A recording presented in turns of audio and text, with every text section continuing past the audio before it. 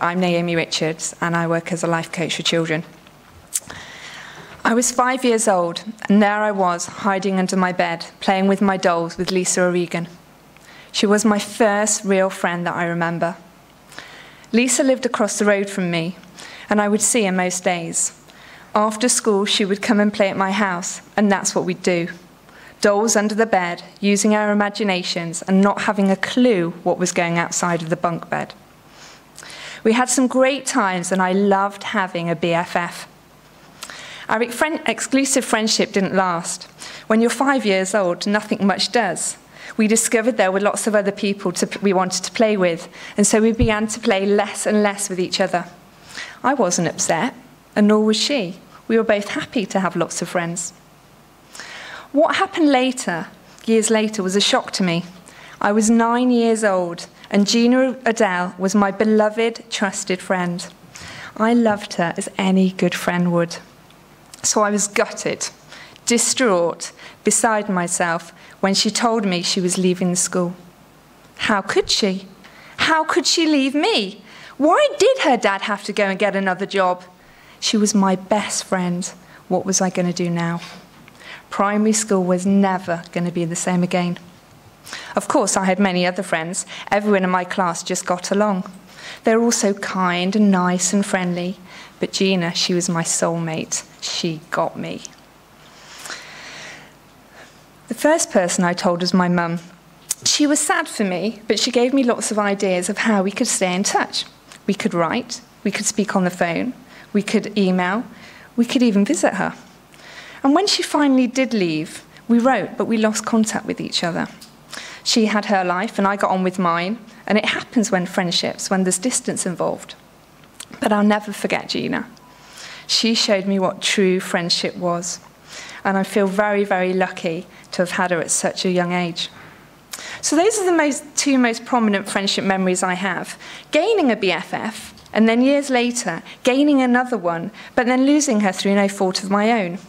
And I don't really remember much about primary school, but secondary school feels very much like yesterday. Let's talk about Lisa. Lisa and her gang, they were anti-Semitic, and they certainly didn't like me. They didn't like the way I dressed or the fact that I was Jewish. They would follow me around the playground and call me names whilst I was with my friends. Annoying, yes, very annoying. Not for my clique, but for me. My friends were brilliant, and those friends who helped and supported me during that time are still in my life today. We would move around the playground while Lisa and her cronies followed, ignoring them and finding another place to stand and chat.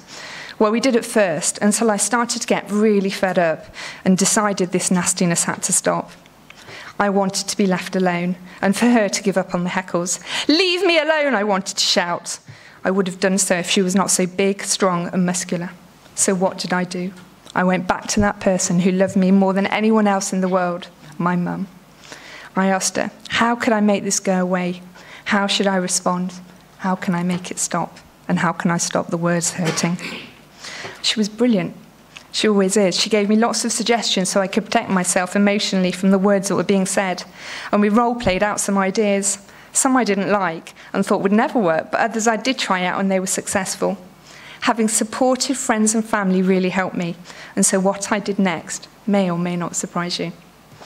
Now, some of you have met me, and we've had Twitter engagements and everything else, and so you know that I am not your typical kind of person. I don't know how to put it. So I have a certain style, and in true kids coach style, I embraced my difference. My style at that age, I was a goth, and it became even more extreme. I was not going to hide who I was. I told the teachers what was going on, so they were aware of the situation, and I became an even stronger unit with my friends. We ignored them and would break out into laughter for no apparent reason to make them paranoid when they were near. I rose above the rude and ignorant names shouted at me and didn't let those words touch my self-esteem. I was better than the lot of them. They got bored and found something more fun to do. Result. Now, that secondary school experience became a sort of tipping point for me, because that's when I started to gain the real tools that I needed for life. I needed to equip myself for other people's harsh words. And aside from Lisa, it was a time in my life when I learned how to get along with others I was not so keen on, how to forge good friendships, how to show appreciation for those I love to be around, and how to be resilient. Resilience. Now, resilience is a skill that every child needs to have to survive being left out, friends moving away, losing friends to other cliques. By the way, that's something all children need to understand and cope with, especially the girls. Girls move around cliques so often in my son's class at school that I can't keep up with who's in each one. Even now as an adult, there are still lots of cliques, and of course there are lots of fallouts too. Resilience is needed throughout school, university, and in the workplace. And in my private practice, I see so many children that don't have it, and it really affects their friendships. It's not the stopping them making friends, but it's the actual keeping them. Roughly 90% of the children I see are girls with friendship issues. Children are so judgmental and cruel, and so are adults, which is why we need to teach resilience and problem solving to our children as they grow up. From the time they go to nursery and don't get to play with a favourite toy, all the way through to them leaving home and being knocked back by girls at a bar. They need these skills for the big wide world. We need to get children to think differently about who they are, what they stand for, and get them to see themselves in a positive light so that sticks and stones don't break their bones. They need to understand the dynamics of friendships and relationships whilst challenging negative thoughts and see setbacks as opportunities. And we need to help them do this. And as parents and educators we can, through teaching, coaching, workshops, conferences, storytelling, role-playing, games. We need to get children to think, why is this happening? Why is that person behaving in a certain way? And we all know there's a feeling behind the behaviour, right? This educational process may not come from the parents. In an ideal world, it would, but not all parents are equipped to pass these life skills on. And I know this because I receive phone calls from parents who say they don't know how to help their children, or they feel they've run out of resources, or they've told their children what to do when it comes to friendship issues. And surprisingly enough, the suggestions haven't worked. I feel very lucky to have had my parents sit down and discuss problems I had, and together we'd work through them, but it was me that actioned them. I learned how to solve problems. In 2014, there are many parents who are not allowing their children to resolve problems that they have, and they're coming to the rescue every time their child is unhappy about something.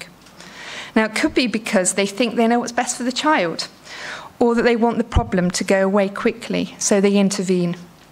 And I'm sure their intention is good, but what they are doing is losing the opportunity to connect with their child and develop their skills to problem solve. And that's one reason why I wrote the Parents Toolkit. I've actually bought 5 copies with me, and 5 people can take them away free. So scramble for those afterwards. And that's a book really for parents to have the tools to help their children with everyday issues and problems.